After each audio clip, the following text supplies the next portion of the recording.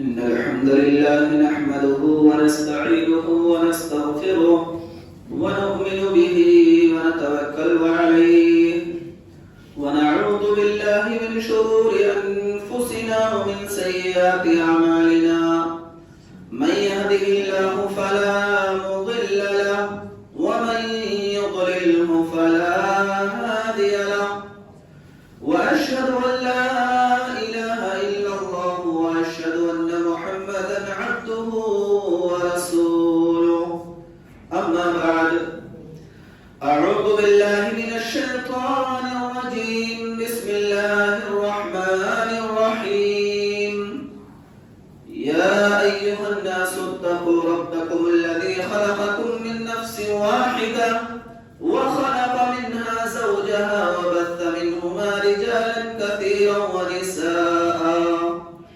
واتقوا الله الذي تساءلون به والأرحام إن الله كان عليكم رقيبا يا أيها الذين آمنوا اتقوا الله حق تقاته ولا تموتن إلا وأنتم مسلمون يا أيها الذين آمنوا اتقوا الله وقولوا قولا سديدا يصلح لكم أعمالكم ويغفر لكم ذنوبكم ومن يطع الله ورسوله فقد فاز فوزا عظيما وقال الله تعالى يا أيها الذين آمنوا قوا أنفسكم وأهليكم نارا وقودها الناس والحجارة عليها ملائكة غلاظ شداد لا يعصون الله ما أمرهم ويفعلون ما يؤمرون.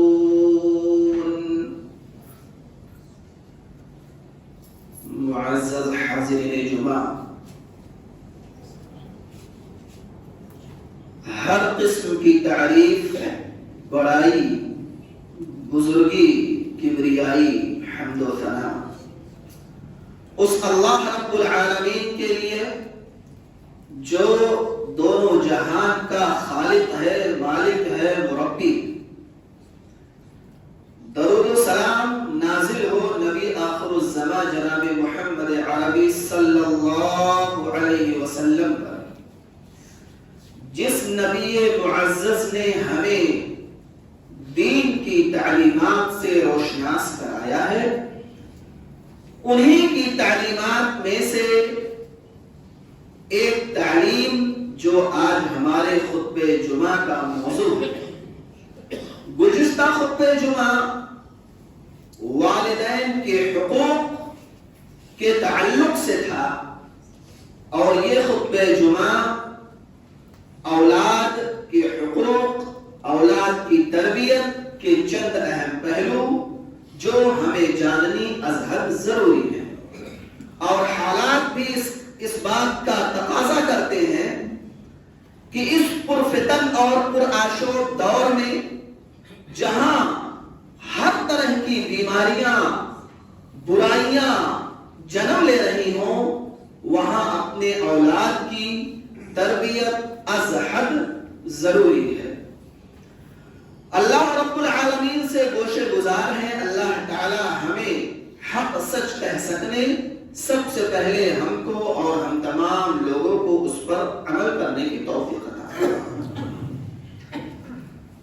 حاضرین مسجد، ہم نے آپ کے سامنے قرآن عزیز کی ایک آیت تلاوت فرمائی ہے جس میں اللہ رب العالمین نے لوگوں کو خطاب کرتے ہوئے کہا یا ایھا الذین آمنو، اے وہ لوگوں جو ایمان لائے ہو، قو بچا لو، انفسکم اپنے آپ کو، واہلیکم اور اپنے اہل و عیال کو.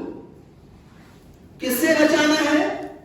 نارا، آگ سے، جہنم کی آگ سے، جہنم سے، وقودها الناس جو کہ تیار کی گئی ہے لوگوں کے لیے، والحجارہ پتھر کے لیے. اللہ رب العالمین نے اس آیت میں ہمیں یہ پیغام دیا ہے، اے لوگوں سب سے پہلے بچاؤ اپنے آپ کو، اور اس کے بعد اپنے اہل و عیال کو جہنم کی آگ سے، اپنے اہل و عیال کو، اپنے آپ کو جہنم کی آگ سے بچانے کا مطلب یہی ہے کہ اللہ تعالیٰ کے فرامین پر عمل پیرا ہو جاؤ جو اللہ تعالیٰ کا مطالبہ آپ سے ہے۔ حاضرین، اولاد کی تربیت کے تعلق سے ہم آپ کے سامنے ایک حدیث پیش کرتے ہیں کہ اولاد ہمارے لیے نعمت بھی ہے اور اولاد ہمارے لیے عذاب بھی ہے۔ اللہ تعالیٰ نے کہا انما اموالکم واولادکم فتنہ، بے شک تمہارے مال اور تمہارے اولاد تمہارے لیے فتنہ ہے، نعمت بھی ہے اور فتنہ بھی ہے۔ نعمت اس حساب سے کہ آپ اپنے مال کو حلال طریقے سے کماؤ، حلال طریقے پر خرچ کرو، آپ کا دنیا میں بھی فائدہ آخرت میں بھی فائدہ، یہ مال آپ کے لیے نعمت ہے۔ مال کو حرام طریقے سے کماؤ، حرام طریقے پر خرچ کرو، یہ آپ کے لیے عذاب ہے دنیا میں بھی اور آخرت میں بھی۔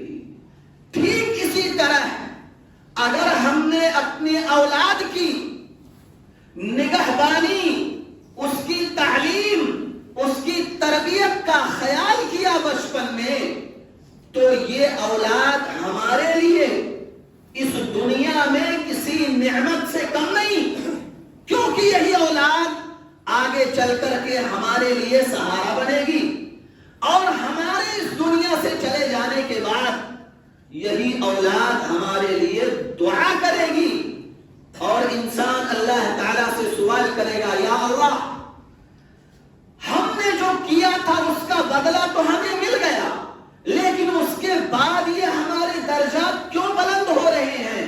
اللہ تعالیٰ کہے گا تیری اولاد تیرے حق میں دعا کر رہی تھی، جس کی وجہ سے اللہ تعالیٰ نے جنت میں تیرے درجات، تیرے عمل دنیا سے ختم ہو جانے کے بعد بھی بڑھائے ہیں۔ اس حساب سے اولاد ہمارے لیے نعمت ہے۔ اولاد ہمارے لیے عذاب کب ہے؟ عذاب ہمارے لیے اولاد تب بنتی ہے جب انسان اپنی اولاد کی تربیت اور اس کی نگہداشت، اس کی ذمہ داری نہیں اٹھاتا۔ وہی والدین اپنی اولاد سے بڑھاپے میں ہر ایک سے شکایت کرتے پھرتے ہیں، ہماری اولاد ناکارہ اور ناکامیاب نکلی۔ وہی اولاد مر جانے کے بعد برائیوں کی روش پر چلتی رہتی ہے اور قیامت کے دن اللہ تعالیٰ سے گریبان پکڑ کر کے کہتی ہے، اللہ تعالیٰ دنیا میں یہ میرا والد تھا، میرا سرپرست تھا اور اس نے مجھے صحیح تربیت نہیں دی، جس کی وجہ سے میں گمراہ ہوا، اور اللہ تعالیٰ اس والد کی، ان والدین کی پکڑ قیامت کے دن کرتا ہے۔ لہذا اولاد ہمارے لیے نعمت بھی ہے، عذاب بھی ہے۔ اب ان کی تربیت کیسے کی جائے؟ سب سے پہلے قرآن سے دیکھتے ہیں۔ قرآن میں ایک حکیم، ایک دانا، ایک حکمت والے، ایک علم والے کی بات اللہ تعالیٰ نے نوٹ کیا ہے، نام ہے لقمان علیہ السلام۔ یہ نبی نہیں ہے، یہ یاد رکھیے گا، یہ نبی نہیں ہے، یہ قرآن و احادیث اور حکمت و دانائی کی بات کرنے والے ایک حکیم اور دانا ہے، جو دین کی، احکام کی، حکمت و دانائی کی باتیں کرتے تھے، اور انہوں نے جب اپنے بچے کو نصیحت کی، اللہ تعالیٰ نے اس نصیحت کو قرآن میں ذکر کیا ہے۔ کیا کہا؟ اذ قال لقمان لابنه، جب لقمان علیہ السلام نے اپنے بیٹوں سے کہا یا بنی لا تشرک باللہ، سب سے پہلا حکم جو اپنے بچے کو دیا ہے اور ہماری اور آپ کی ذمہ داری ہے کہ اپنے بچے کو سب سے پہلی تعلیم اگر کوئی دی جائے تو یہی یا بنی لا تشرک باللہ، اے میرے بیٹے اللہ تعالیٰ کے ساتھ شرک نہیں کرنا. ان الشرک لظلم عظیم، بے شک شرک جو ہے بہت بڑا گناہ ہے. اور اس تعلیم کی از حد ضرورت ہے. آج ہمارے بچے جس روش پر، جس راستے پر چل رہے ہیں اور جس تیزی کے ساتھ اپنے دین و مذہب کے ساتھ کھلواڑ کر کے ان ادیان و مذاہب کو اپنا رہے ہیں جو درست نہیں ہے، لہذا اس ناطے یہ تعلیم اپنے بچوں کو بہت زیادہ ضرورت ہے کہ اے بیٹے کچھ بھی کرنا شرک نہیں کرنا، شرک نہیں کرنا. سب سے پہلی تعلیم. دوسری تعلیم انہوں نے کیا دی؟ اے بیٹے اللہ تعالیٰ کی نگاہ ہر ایک چیز پر ہے، چاہے وہ زمین میں ہو یا آسمان میں ہو یا پتھر میں ہو، ہر ایک چیز پر اللہ تعالیٰ کی نگاہ ہے. بیٹے اچھا کرو گے وہ بھی اللہ دیکھے گا، برا کرو گے وہ بھی اللہ تعالیٰ دیکھ رہا ہے، لہذا آپ اچھے ہی کام کرو. تیسری نصیحت جو انہوں نے کی، یا بنی اقم الصلاۃ، اے بیٹے نماز کو قائم کرتے رہنا، نماز پڑھتے رہنا. نماز زندگی کے لیے بڑی اہم ہے. نماز کے تعلق سے میں بیان کروں تو لمبا ہو جائے گا، یہ الگ موضوع الگ ہوتا ہے.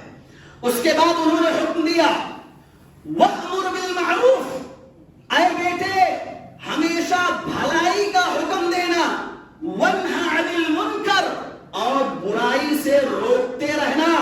اور میں آپ کو بتا دوں اس دنیا کی بقا، یہ دنیا تبھی تک قائم ہے جب تک لوگ بھلائی کا حکم دیتے رہیں گے، برائی سے روکتے رہیں گے، یہ دنیا تب تک آباد رہے گی. اس روئے زمین پر بھلائی کا حکم دینے والا کوئی نہیں رہے گا، برائی سے روکنے والا کوئی نہیں رہے گا، یہ دنیا اسی دن فنا ہو جائے گی. اور انہوں نے پانچویں جو نصیحت کی، اے میرے بیٹے وَلَا تُسَعِّرْ خَدَّكَ لِلنَّاسِ، لوگوں کے لیے گال مت پھلانا، گھمنڈ نہیں کرنا اپنے آپ پہ. بیٹے لوگوں کے سامنے کبر و غرور یہ نہیں کرنا. غرور کرنا تو اللہ رب العالمین کی شان ہے، لہذا یہ نہیں کرنا.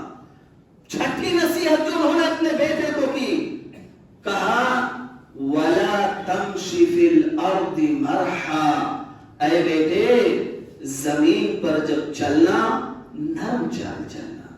وَاقْصِدْ فِي مَشْيِكَ وَاغْضُضْ مِنْ صَوْتِكَ، اے بیٹے اپنی چال کو نرم کرنا. وَاغْضُضْ مِنْ صَوْتِكَ، جب لوگوں سے بات کرنا اتنے نرمی سے بات کرنا کہ لوگوں کا دل موہ لو. ان انکر الاصوات، اللہ تعالیٰ کو سب سے زیادہ ناپسندیدہ آواز گدھے کی آواز ہے، اور چیخنا چلانا یہ گدھے کا کام ہوا کرتا ہے. یہ گرا قدر نصیحت کی آج ہمیں اپنے بچوں کی اشد ضرورت ہے اور ہمیں کرنا بھی چاہیے. اب آئیے دیکھتے ہیں کہ تربیت اولاد میں، اولاد کی تربیت میں والدین یعنی ماں باپ کا کتنا بڑا رول ہوتا ہے.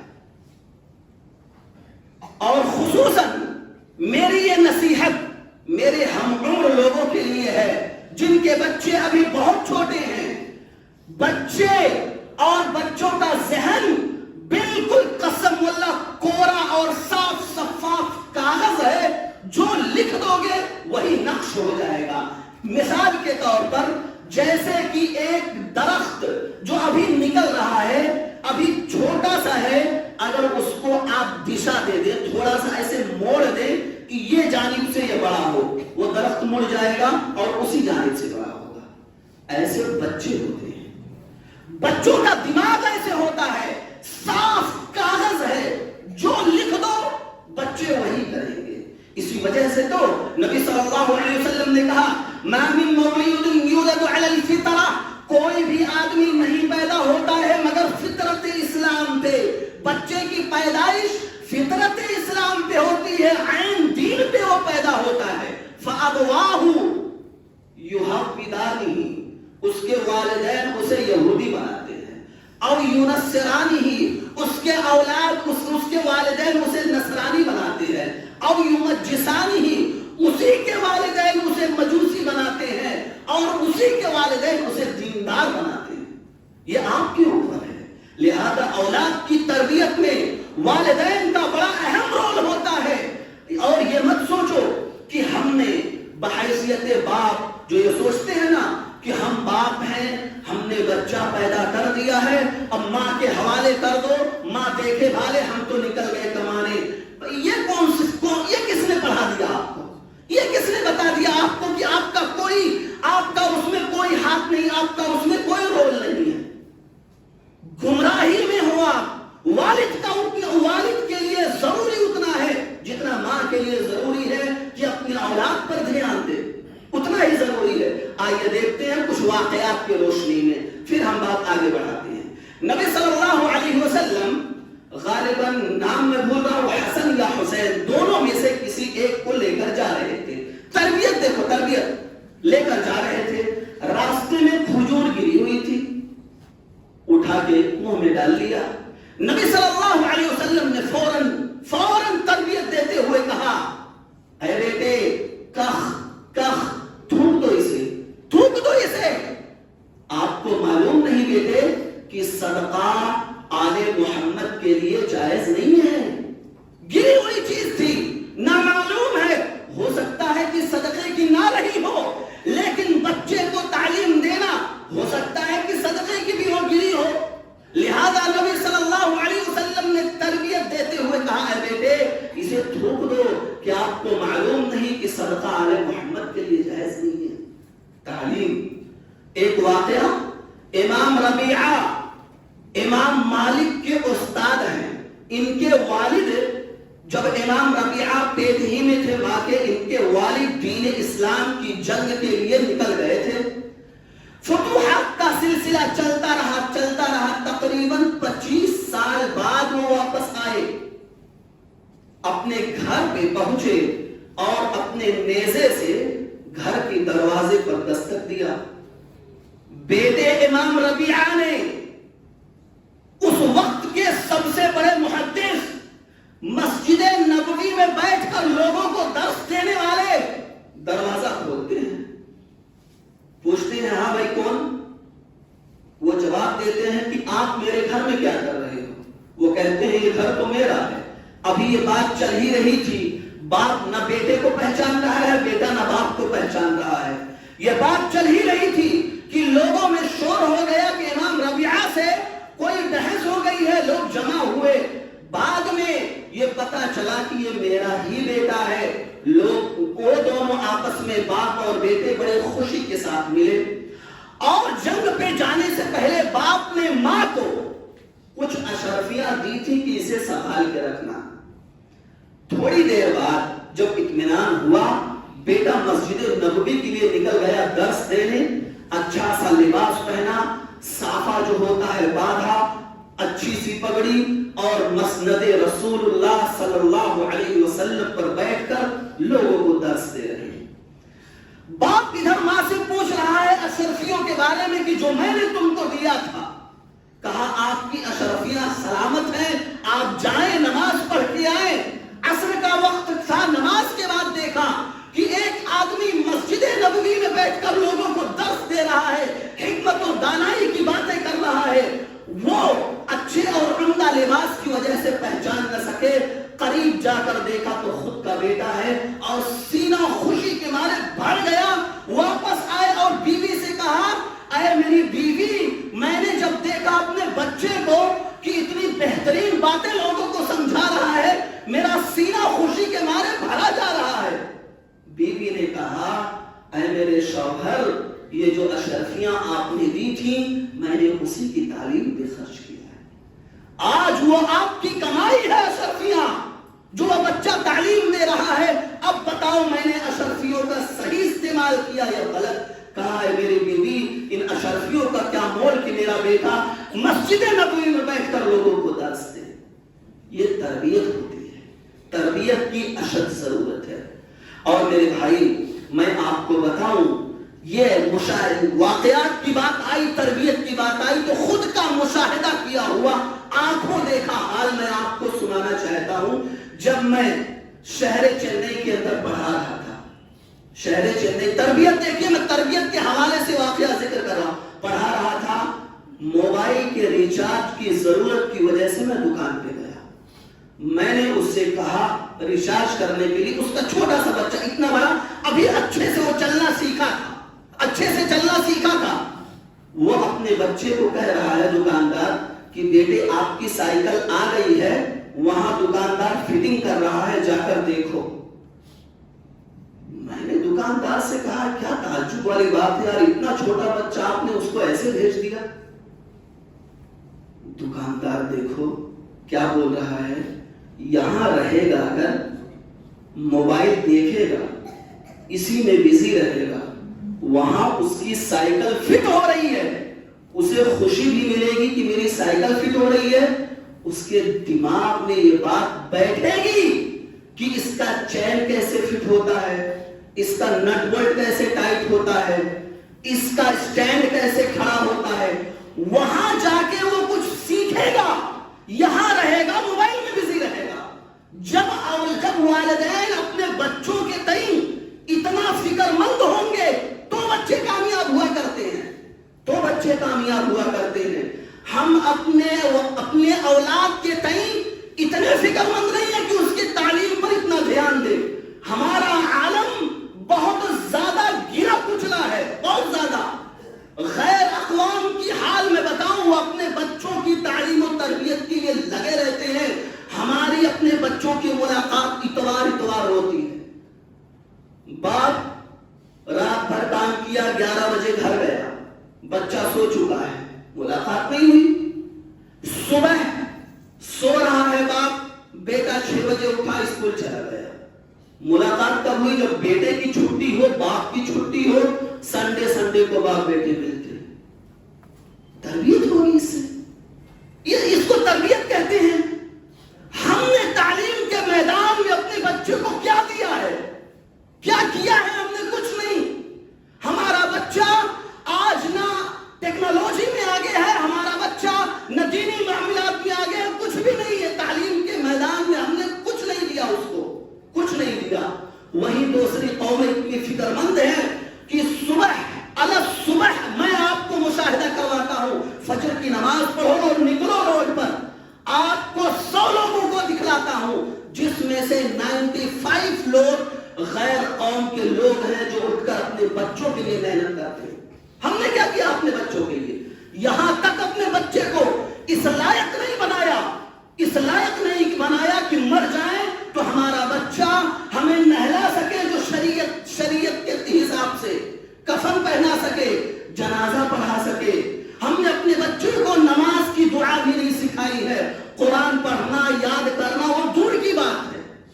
اس لائق بھی اپنے بچے کو نہیں. چلو ٹھیک ہے، آپ نے اس میدان میں نہیں اتارا جو کہ آزاد ضروری ہے، آپ نے دوسرے فیلڈ میں اس لائق نہیں بنایا. ہمارے کتنے بچے IAS آفیسر ہیں، ہمارے کتنے بچے محکمے میں جو گورنمنٹ محکمے ہوتے ہیں، کتنے بچے ہیں.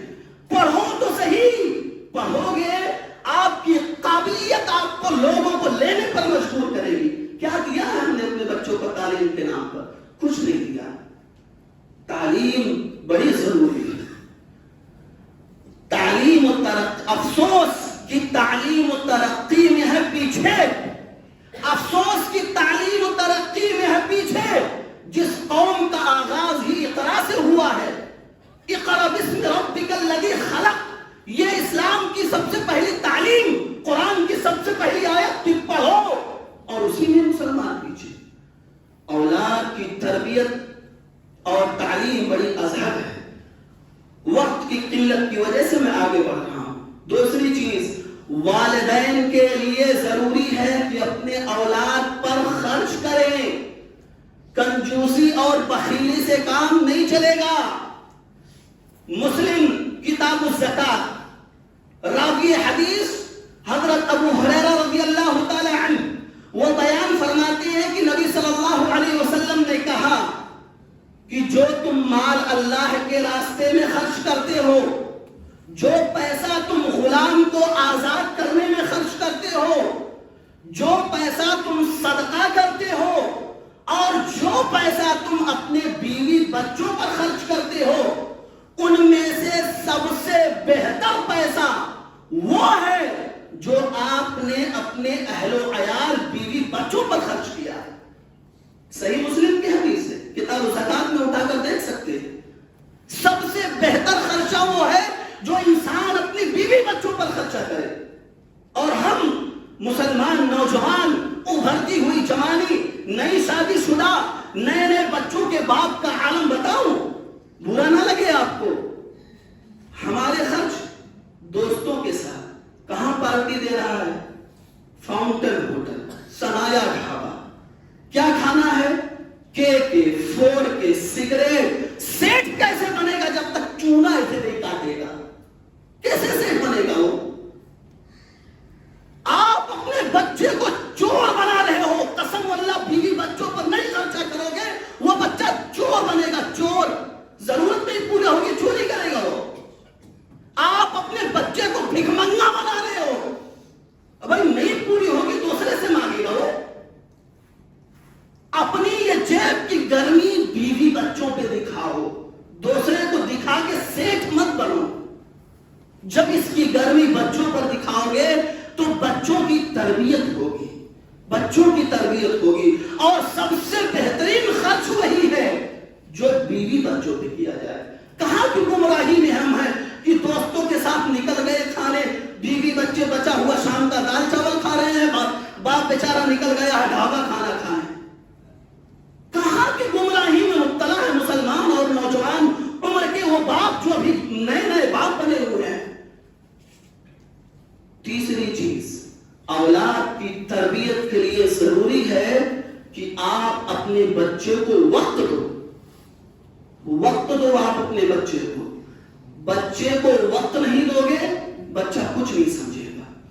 ہمارا اور آپ کا بہانہ کیا ہے, انہی کے لیے تو کرتے ہیں, انہی کے لیے تو کرتے ہیں. وقت نہیں دو گے, بعد میں رو گے, پھر آپ کے آنسو بڑھاپے میں کوئی نہیں پوچھنے آئے گا, وقت نہیں دو گے تو. اور میں آپ کو حدیث سنا دوں, نبی صلی اللہ علیہ وسلم نے کہا کہ عشاء کی نماز کے بعد جو غیر ضروری کام ہے, انسان کا کوئی کام نہ ہو, نہ اس کے بزنس کے تعلق سے, نہ دین کے تعلق سے, کوئی کام نہیں, اور انسان بیٹھ کے گپے لڑا رہا ہو, حرام ہے. یہ حرام کام ہے اور نبی کے نگاہ میں ناپسندیدہ عمل ہے. اور ہم کتنے بجے سوتے ہیں, 1:30 بجے 2 بجے گھر جاتے ہیں. بتاؤ ہمارے بچوں کی تربیت کیسے ہوگی؟ ہمارے بچوں کا وقت نہیں دو گے, کیا جانو گے کہ بچہ سیکھ کیا رہا ہے؟ سب سے زیادہ اسٹینڈرڈ گالی مسلمان کے بچے دیتے کہ نہیں دیتے؟ ان کا لباس, ان کا پہناوا سب سے زیادہ ٹپوریوں والا مسلمان کے بچوں کا ہے. کیوں؟ باپ وقت نہیں دے پاتا کہ اس کی چھان بین کرے, کیا ہے یہ کیا ہے. بتائیں لباس کیسے پہنا جاتا ہے, بتائیں کہ بولا کیسے جاتا ہے, بتائیں کہ ان کو گالی دینا غلط بات ہے, بتائیں ان کو کہ یہ چال چلن, یہ رہن سہن, یہ طریقہ, یہ درست نہیں ہے. ہم نہیں بتاتے اپنے بچوں کو, وقت نہیں دیتے اپنے بچوں کو. ہمارے پاس وقت نہیں ہے, ہمارے پاس سارے اوقات ہیں, بس صرف بچوں کے لیے وقت نہیں, صرف بچوں کے لیے وقت نہیں ہے میرے عزیز. اور یہی بچے جب بڑے ہو جاتے ہیں, نہ اس نے ماں کا پیار دیکھا, نہ اس نے باپ کی شفقت دیکھی. بڑھاپا آ گیا آپ کا, بچہ جوان ہوا, جب بے ادبی کرتا ہے, جب آپ کو مارتا ہے, جب آپ کے ساتھ بدزبانی کرتا ہے, تو ہم پڑوس کے یہاں جا کے بیٹھ کے روتے ہیں, بیٹا میرا بڑا نالائق ہے, ایسا ایسا سناتا ہے, میں نے کس کے لیے کیا؟ بوئے ہو تو کاٹو. جب آپ نے وہی بیج, وہی پیڑ لگایا ہے تو کاٹو. روتے کیوں؟ رونے دھونے سے کچھ نہیں ہوگا. آپ نے وقت ہی نہیں دیا تھا. جب اس کو بچپن میں اس کو باپ کا شفقت نہیں ملا, ماں کا پیار نہیں ملا, اور آپ کو جوانی کے نشے میں کچھ دکھا نہیں, تو بڑھاپے میں رونا کیا, کس بات کا رونا؟ اور یہ بہانہ انہی کے لیے کما رہے ہیں, انہی کے لیے بنا رہے ہیں. میرے عزیز, اس سے پہلے والے خطبے میں اخلاق کو کردار کی تربیت, اخلاق و کردار والے خطبے میں میں نے یہ واقعہ سنایا تھا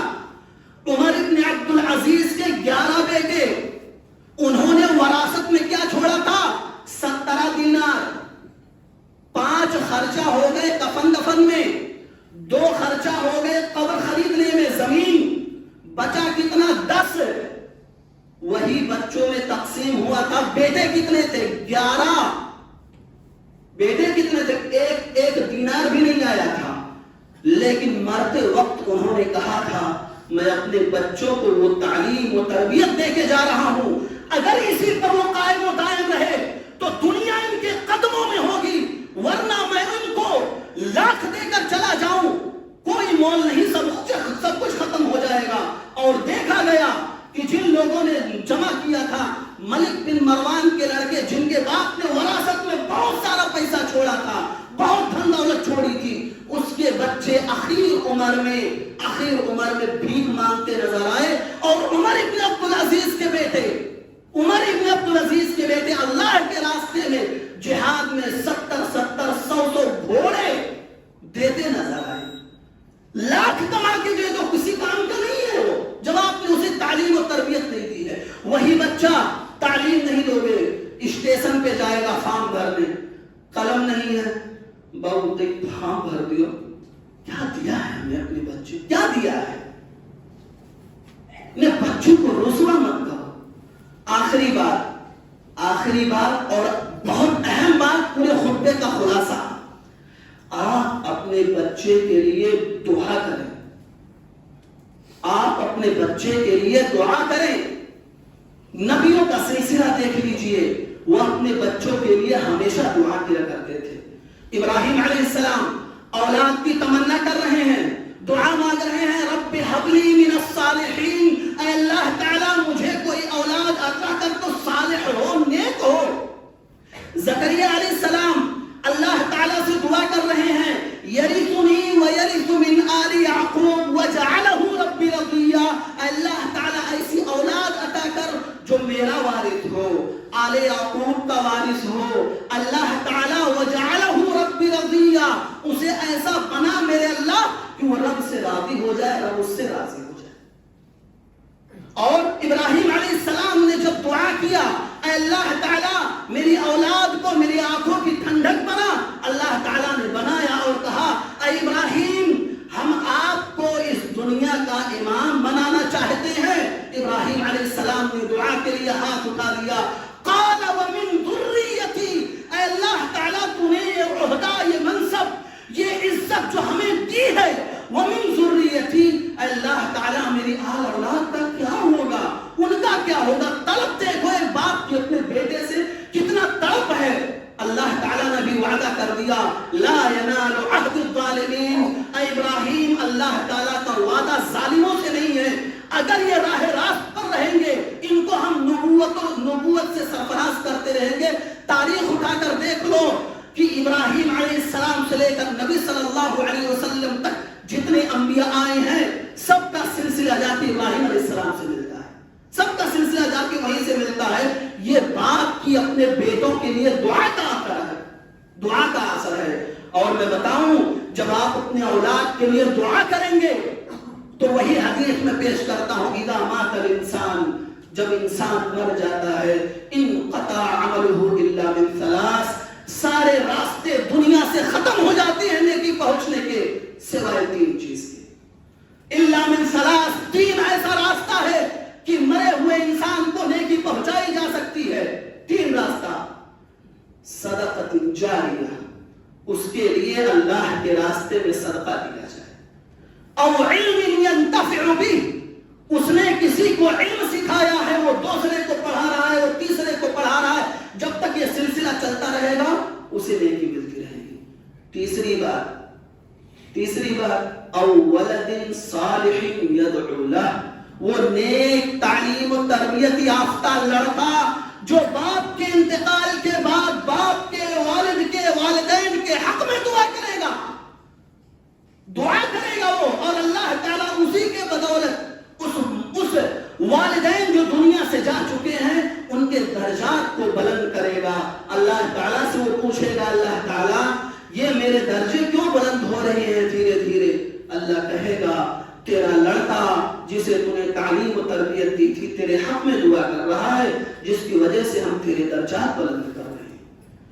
مسلمانوں, بڑی غفلت ہو گئی, خصوصاً میرے عمر کے وہ لڑکے جو ابھی جو جلد ہی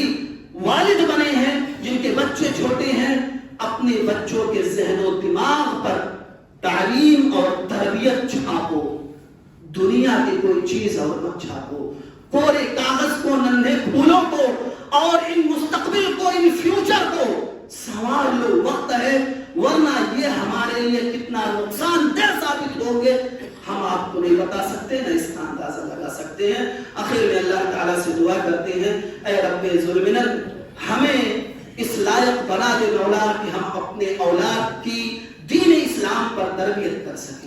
اے اللہ تعالیٰ جو ہمارے ذہن و دماغ میں دنیاوی فطور بھرا ہوا ہے، اپنی اولاد کے تربیت کو لے کر ہم سیریس نہیں ہیں، اللہ تعالیٰ ہمیں اس بات کو ہمارے ذہن میں بٹھا دے کہ یہ ہمارا فیوچر ہے، یہی ہماری کمائی ہے، اور انہی کے ذریعے اللہ تعالیٰ ہمیں نیکی بھی ملتی رہے گی، لہذا اللہ تعالیٰ ہمیں ان کا مستقبل سنوارنے کی توفیق عطا فرما۔ اللہ تعالیٰ ہمارے والدین، ہمارے آبا و اجداد جو اس دنیا سے جا چکے ہیں، اللہ تعالیٰ ان کے قبر کو کشادہ فرما، اللہ تعالیٰ ان کے حق میں ہمیں دعا کرنے والا بنا، اللہ تعالیٰ ہمارے بچوں کی فیوچر کو، مستقبل کو سنوار دے، بنا دے، وہ دین اور دنیا دونوں میں اللہ تعالیٰ خوب ترقی کریں۔ اللہ تعالیٰ جو ہم نے اپنے اولاد کو لے کر اب تک غفلت کرتی ہے، سست رہے ہیں، اللہ تعالیٰ ہمیں اس لائق بنا کہ یہ سستی ہم دور کریں اور اپنے آل اولاد کی ہر طریقے کی کھان پان، رہائش، کتاب، کاپی، قلم، جتنی بھی ضروریات ہیں، اللہ تعالیٰ ہمیں ان کا خیال رکھنے اور ان پر خرچ کرنے کی توفیق عطا فرما۔ آمین وآخر دعوانا الحمدللہ رب العالمین۔ بارک اللہ لنا ولکم فی الآیات والذکر الحکیم، انہ تعالی جواد کریم ملک بالرؤوف الرحیم۔